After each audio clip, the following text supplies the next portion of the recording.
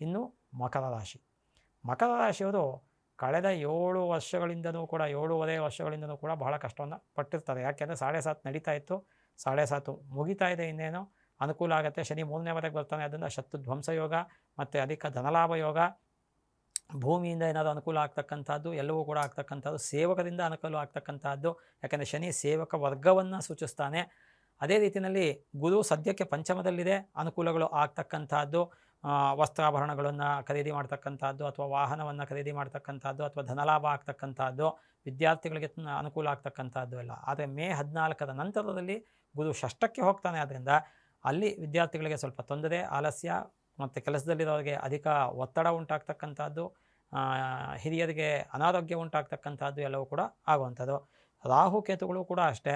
ರಾಹು ಸದ್ಯಕ್ಕೆ ತೃತೀಯದಲ್ಲಿದ್ದಾನೆ, ಆದರೆ ರಾಹು 2ನೇ ಮನೆಗೆ ಬರ್ತಾನೆ, ಕೇತು ಅಷ್ಟಮಕ್ಕೆ ಬರ್ತಾನೆ. ಆದ್ದರಿಂದ ರಾಹು ಕೇತುಗಳ ಬಲ ಕೂಡ ಈ ಮಕರ ರಾಶಿಯವರಿಗೆ ಇರೋದಿಲ್ಲ. ಆದ್ದರಿಂದ ಎಚ್ಚರಿಕೆಯಲ್ಲಿ ಇರತಕ್ಕಂಥದ್ದು ಸೂಕ್ತ. ಮಾತಿನಿಂದ ಕೆಲವು ಸತಿ ಕಲಹಗಳು ಉಂಟಾಗ್ತಕ್ಕಂಥ ಪಾಸಿಬಿಲಿಟಿ ಇರುತ್ತೆ, ವೆಹಿಕಲ್ ಆಕ್ಸಿಡೆಂಟ್ಸ್ ಆಗ್ತಕ್ಕಂಥದ್ದು ಇರುತ್ತೆ.